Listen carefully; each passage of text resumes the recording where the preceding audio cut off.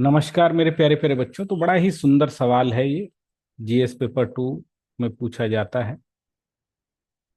Indian constitution, polity, political science optional. The basic structure doctrine is implicit in Indian Constitution. The Supreme Court only given it an explicit form. क्या है? Explicit form दी है इसको।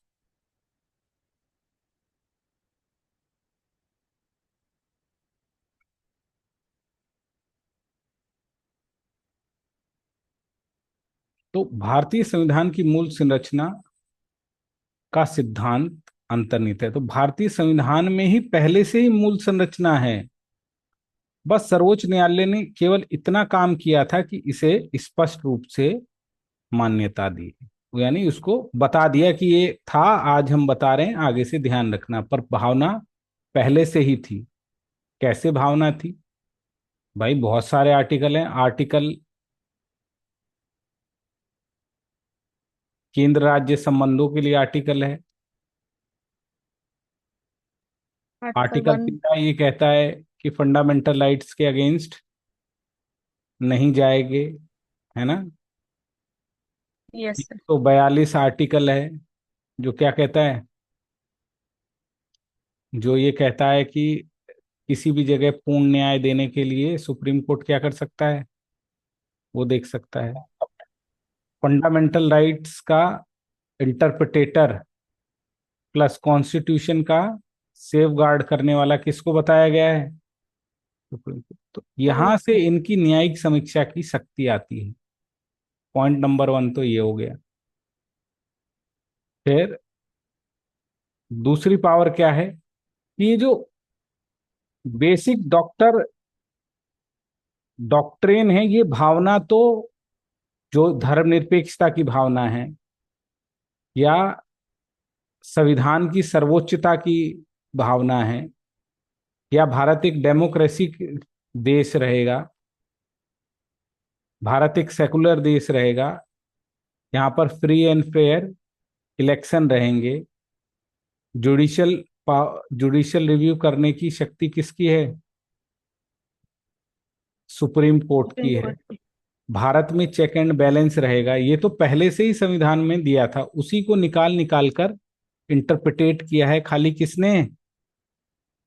Supreme court supreme ने। Court ने। तो दिया तो था, अपनी तरफ से कुछ नहीं बनाया है, उसी को आगे लाया है। The statement, the basic structure doctrine is implicitly in the Indian Constitution. The Supreme Court has given its an expletive form, hold a significant weight in understanding the foundational principle of Indian constitutional law. It suggested that doctrine isn't an external imposition, बाहर से नहीं थोपा गया है, but a logical extension of the Constitution own foundation principle.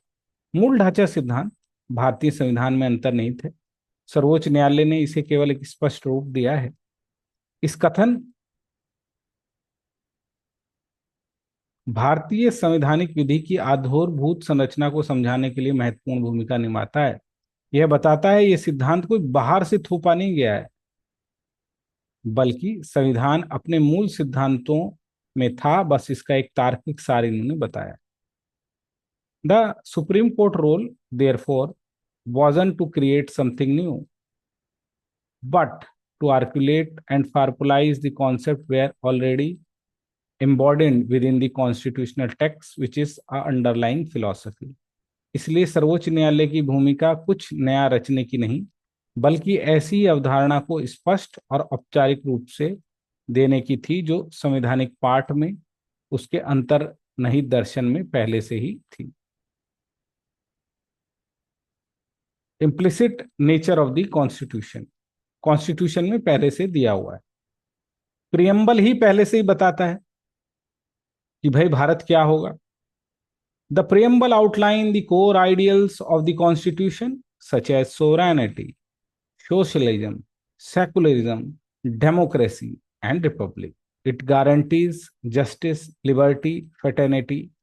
These values are not just aspirational, they are the bedrock of the constitutional form.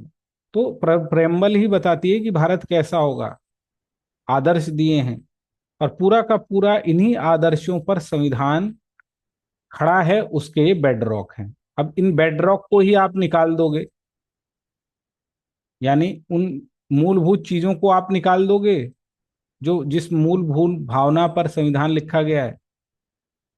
बोलो, निकाल सकते हो? आदर्श, आदर्श ही निकाल दोगे तो मतलब क्या हो जाएगा? शून्य घ- हो जाएगा।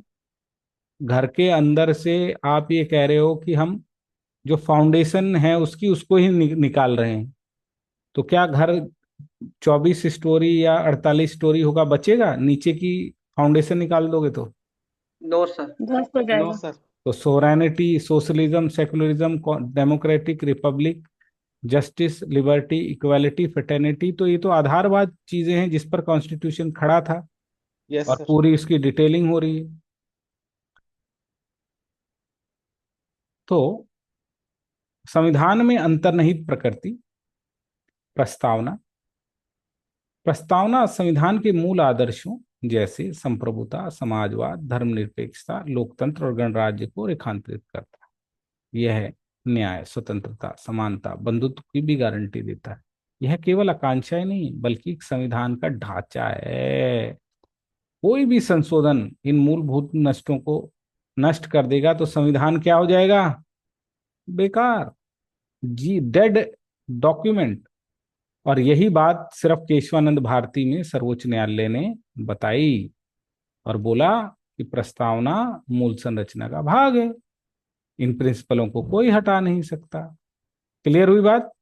सिर्फ उन्होंने ये बात बताई।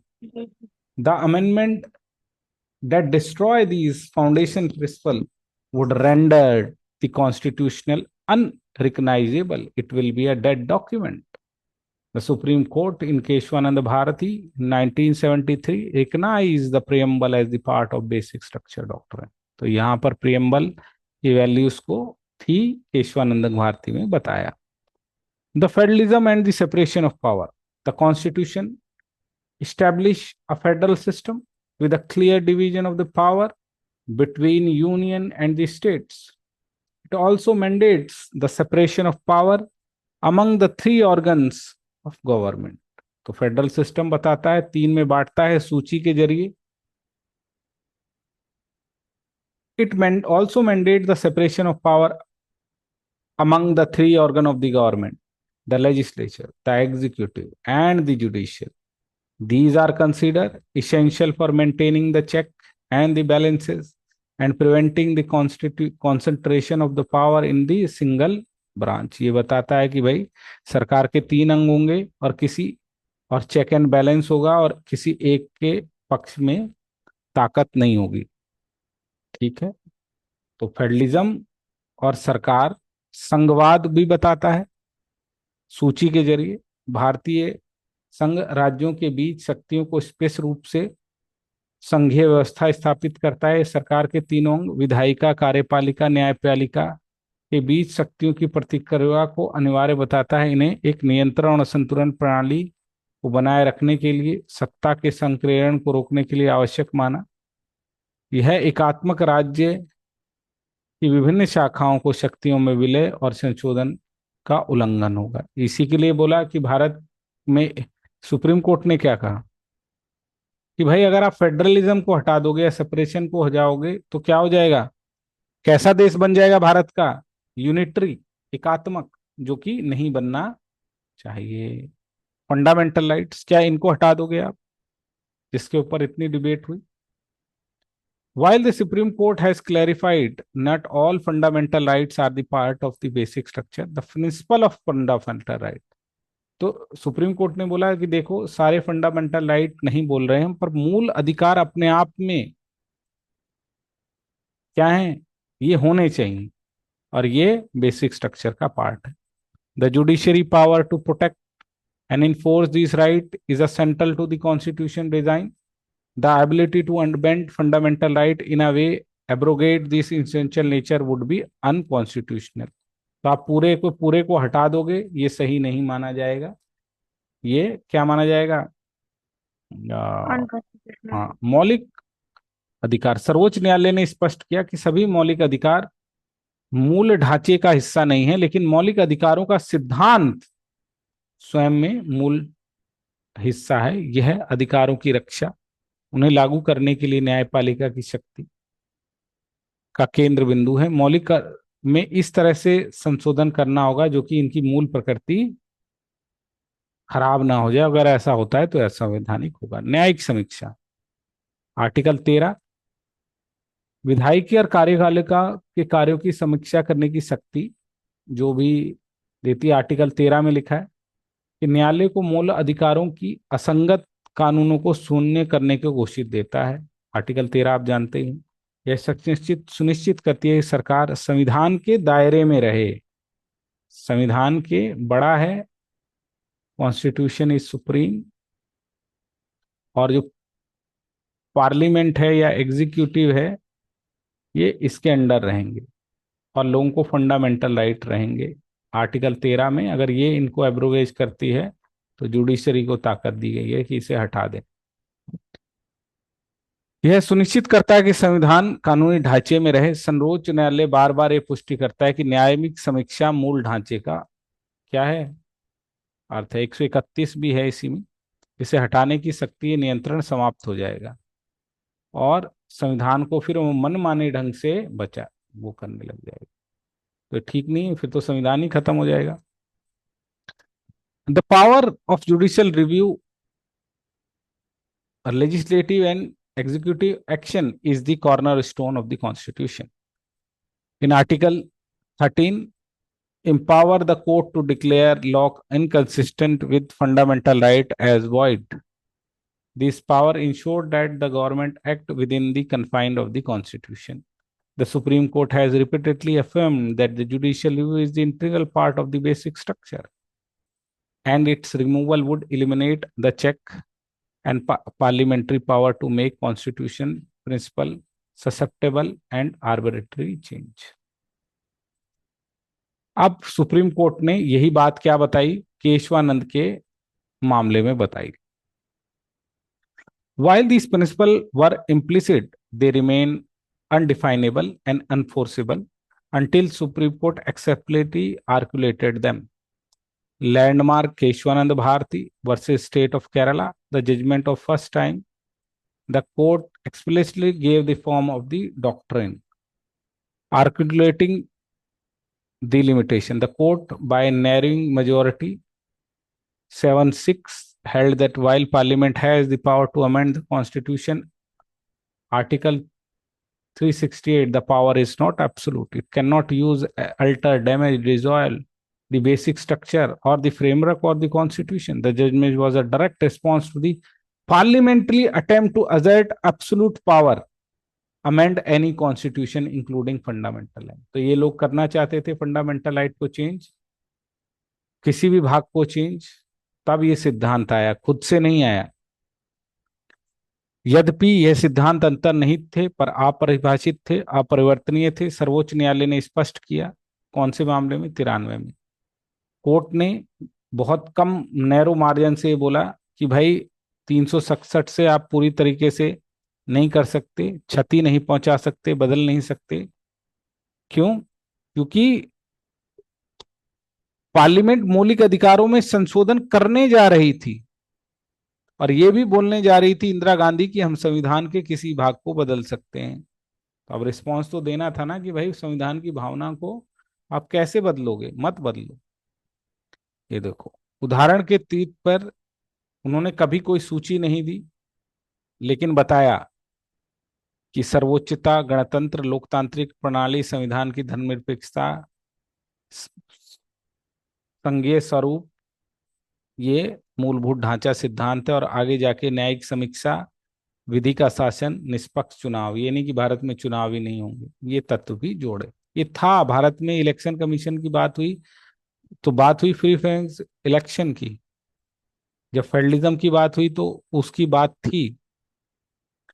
तो listing illustrative component, although the court didn't provide an extensive list, it identifies several components that constitute the basic structure. These include the supremacy of the constitution, the Republican and democratic form of the government, the social character of the Constitution, the separation of power, and the federal character of the Constitution. Subsequent judgments have added other elements such as judicial review, rule of law, and free and fair election. Preventing constitutional subversion by giving the doctrine an expletive form, the Supreme Court created a powerful check on legislative power. It ensured that the parliament, which represent will of the people, cannot use amending power to fundamentally change the Indian Republic. The doctrines serve as a safety valve preventing a majority government to subverting the foundation principle of the Constitution. It is the assertion of the constitutional supremacy of the power. तो क्या बोला कि भाई अगर किसी की majority आ जाए तो भी वो अपनी तानाशाही ना चला पाए, संविधान के अंदर चले। तो संविधान के विध्वंस को रोकना, तो सर्वोच्च की शक्तिशाली पर अंकुश लगाया। इसने ये सिद्धांत बताया कि संसद जो जनता की इच्छा का प्रतिनिधित्व करता है, लेकिन उसके बावजूद भी वह मौलिक स्वरूप को नहीं बदल सकता, क्योंकि यह एक सुरक्षा वाल्व का इसने काम किया। नहीं तो बहुमत में आने वाली सरकार संविधान के मूलभूत सिद्धांतों को ही नष्ट कर देती। और हमें संसद की प्रायोरिटी नहीं बनाना था, हमें किसकी प्रायोरिटी बनाना था? संविधान की। संविधान की। और इसीलिए ऐसा किया गया। तो ये क्वेश्चन अब आपको आसानी से समझ में आ गया होगा कि क्यों ऐसा हुआ। आराम से इस क्वेश्चन को अब आप कर सकते हैं। ठीक है मेरे प्यारे प्यारे बच्चों, बोलो। Yes sir. बहुत बढ़िया। तो इनको देखना, क्वेश्चनों को करना।